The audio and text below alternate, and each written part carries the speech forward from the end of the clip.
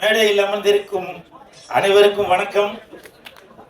பத்திரிகை நண்பர்கள், ஊடக நண்பர்கள், இணையதள நண்பர்கள், பிஆர்ஓ சரண், பின்னாடி நான் பேச விடாம தொண்ணு பேசிட்டு இருக்கீங்க, ப்ளீஸ் சார் வாங்க சார் வாங்க.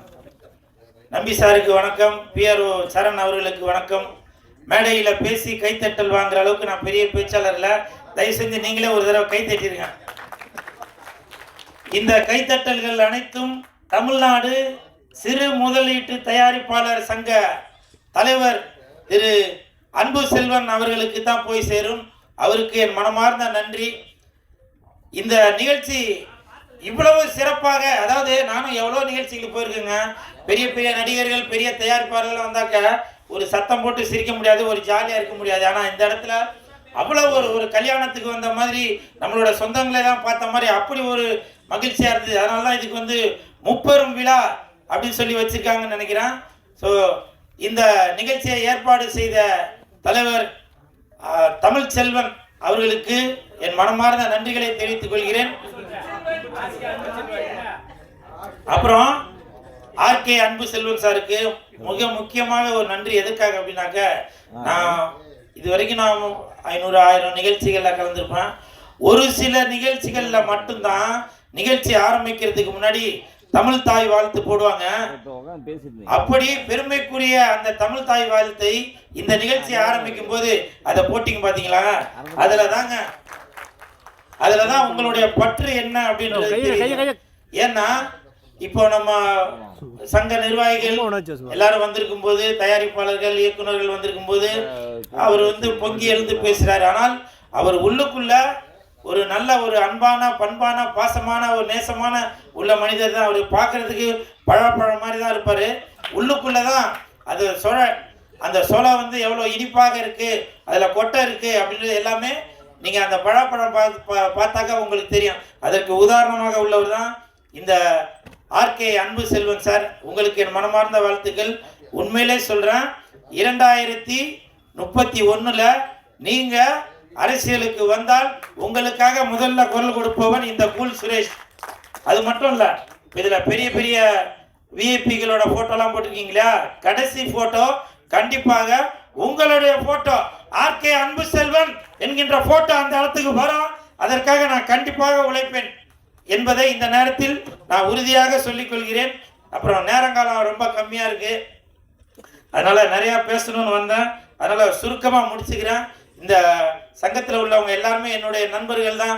பட்டுவாக இருந்தாலும் சரி, பிஆர்ஓ கார்த்திக்கு, என்னுடைய இயக்குனர் பேர் மறந்து போச்சு சார், என்ன பேர், இளையராஜா, அப்புறம் மாதேஷ் சார், இப்படி பல பேர் எல்லாருமே உங்களெல்லாம் சந்திக்கும் போது என்னுடைய குடும்ப நிகழ்ச்சிக்கு வந்திருக்க மாதிரி தான் என்னுடைய தயாரிப்பாளர் திரு மனோகரன் அவர்கள், முத்து மனோகர். நான் வந்து உள்ளே செல்லாதீர்கள் அப்படின்ற ஒரு படத்தில் கதாநாயகனாக நடிச்சிட்டு இருக்கேன்.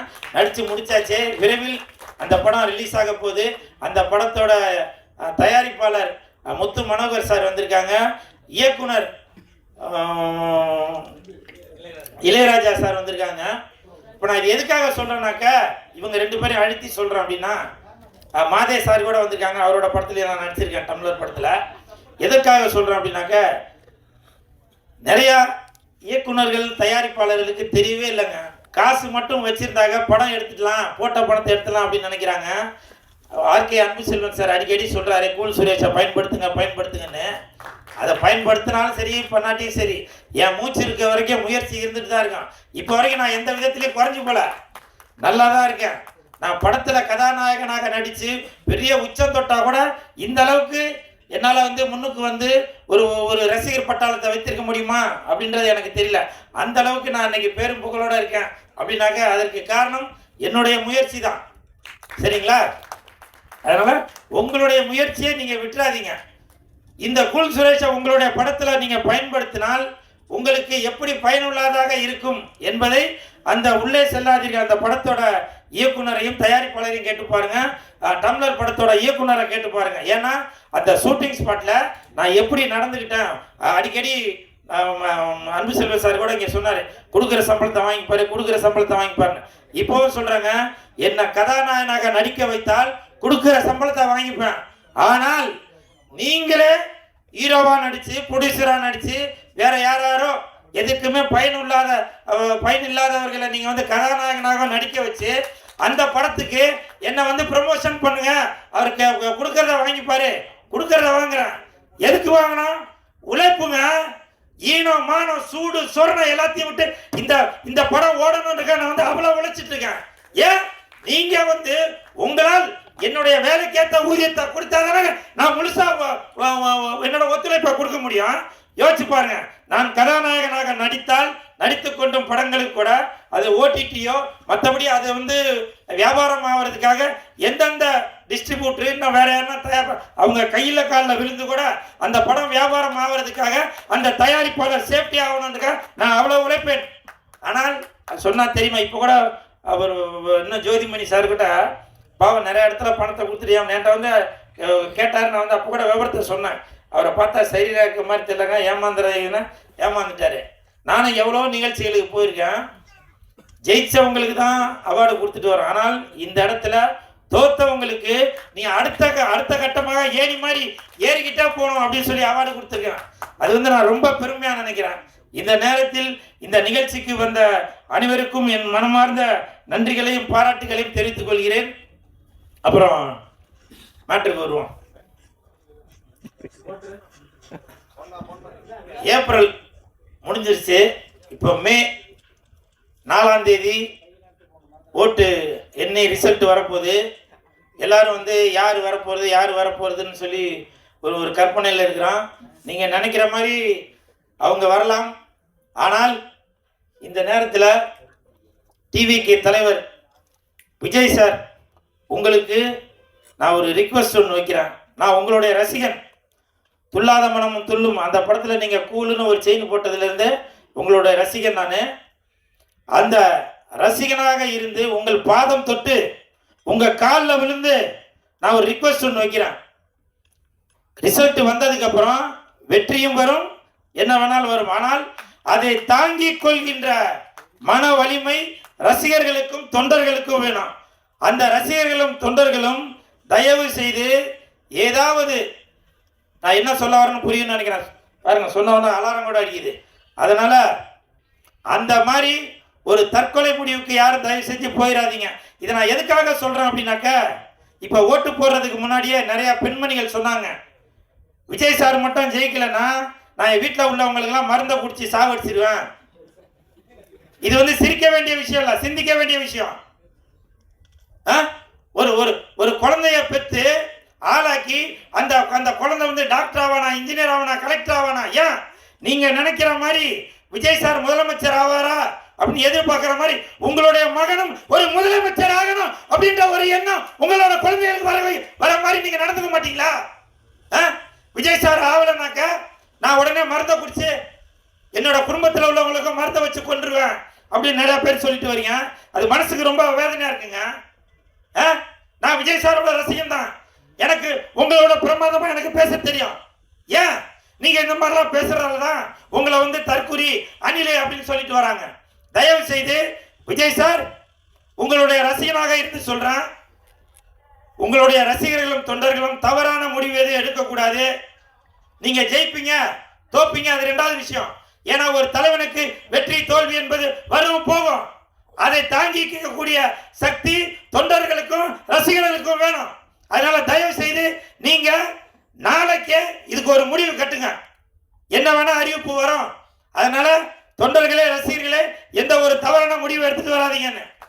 அதே மாதிரி இன்னொன்னு சொல்றேன், யாரு முதலமைச்சர் ஆனாலும் சரி, எப்படி ஓட்டு போடும் போது ஒன் ஷாப்லாம் மூடினீங்களா கடையை, அதே மாதிரி ரிசல்ட் வர அன்னைக்கு தயவு செய்து இந்த பூச்சி மருந்து விற்கிற கடை, தூக்கு போடுறதுக்கு கயிறு விற்கிற கடை, அப்புறம் ட்ரெயின் குறைஞ்சபட்சம் ஒரு 10 நாளைக்கு ட்ரெயின்லாம் நிறுத்தி வைங்க. எந்தெந்த இடத்துல தற்கொலைகள் எல்லாம் நடக்குமோ அது எல்லாத்தையும் இழுத்து மூடுங்க. இது நான் வந்து சிரிக்கிறதுக்காக சொல்ல வரல, சிந்திக்கிறதுக்காக சொல்ல வரேன். ஒரு உயிர் போனாலும் நீங்களே இதுக்கு முன்னாடி பார்த்திருப்பீங்க, சில அரசியல் தலைவர்கள் ஜெயிக்கணும் அப்படின்றதுக்காக நாக்கார்த்து பார்த்திருப்பீங்க. நான் சும்மா விளையாட்டுக்கு சொல்ல, வரலாறு திருப்பி பாருங்க தெரியும். அப்போ உள்ள காலகட்டத்துக்கு இப்போ உள்ள காலகட்டத்துக்கு வித்தியாசம் வேற ஆயிப்போச்சு. அப்ப நாக்கு அறுத்துக்கிட்டாங்க, இப்போ கழுத்தையே அறுத்துக்கக்கூடிய சூழ்நிலையில கூட இருக்கிறாங்க பல பேர். அதனால தயவு செய்து சொல்றேன், விஜய் சார் உங்க பாதம் தொட்டு கேட்கிறேன், அன்னைக்கு அந்த மாதிரி கடைகள் எல்லாத்தையும் மூடுங்க, நீங்களும் ஒரு அறிக்கை கொடுங்க, தவறான முடிவு யாரும் எடுக்கக்கூடாது அப்படின்னு. நீங்க கண்டிப்பாக ஒரு இடத்துல நீங்க ஜெயிச்சுக்கிட்டு தான் வரீங்க. அது அந்த முடிவுல தான் நான் சொல்றேன். நீங்க இந்த அறிக்கையை தயவு செய்து தமிழக மக்களின் சார்பாக உங்கள் ரசிகனின் ஒருவனாக நான் உங்களுடைய பாதம் தொட்டு கேட்டுக்கொள்கிறேன்.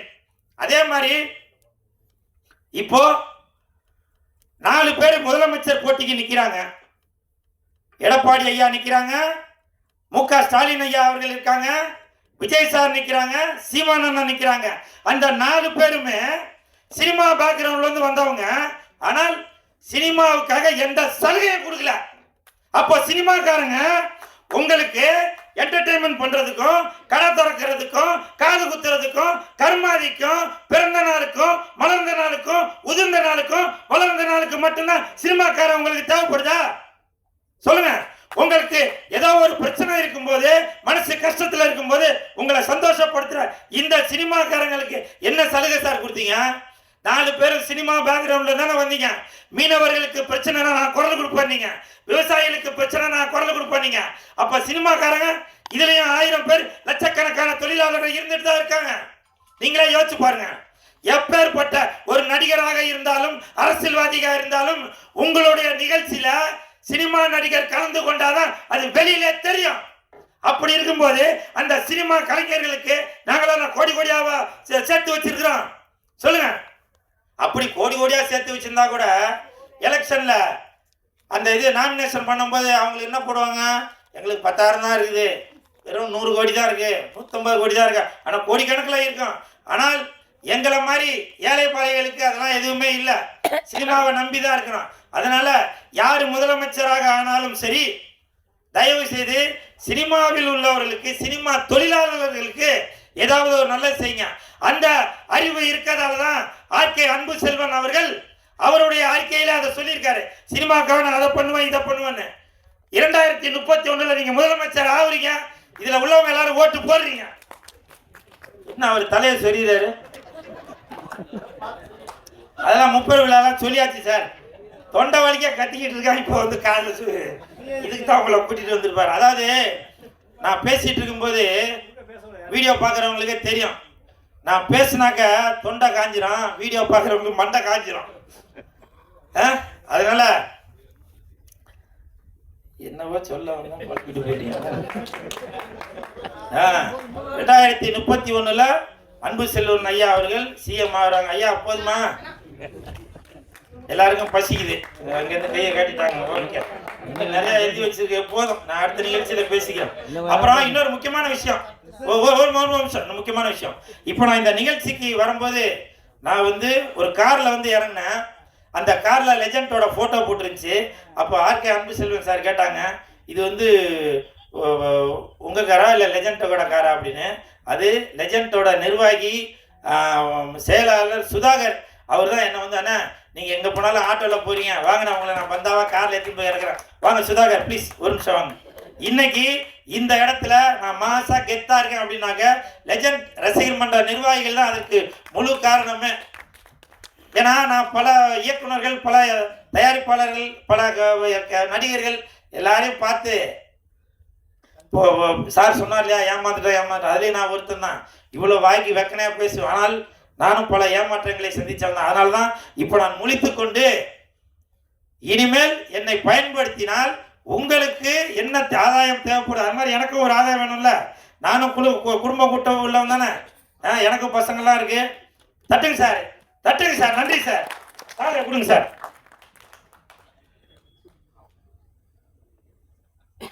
ரொம்ப நன்றி சுதாகர், மிக்க நன்றி, மிக்க நன்றி. இப்பவும் சொல்றேன், லெஜண்ட் தான் என் பேச்சு, லெஜண்ட் தான் என் மூச்சு, லெஜண்ட் தான் என் வாட்ச். இந்த லீடர் படம் ஓடுச்சா ஓடலையா, அந்த படம் ஓடுதா இல்லையா, இவர் வச்ச பப்ளிசிட்டி இருக்கு பாருங்க. தமிழ்நாடு முழுக்க கூல் சுரேஷை பார்க்க ஆளே கிடையாது. அந்த படம் ஓடுறதுக்கும் இன்னைக்கு தமிழ்நாடு தெரிஞ்ச காரணமே கூல் சுரேஷ் தான். இந்த லெஜெண்ட் படம் சரவணங்கிறது மாதிரி இனிமேல் லெஜெண்ட் கூல் சுரேஷ். நன்றி நன்றி நன்றி நன்றி நன்றி மிக்க நன்றி. பிரஸ் மற்றும் மீடியா நண்பர்களுக்கு நன்றி.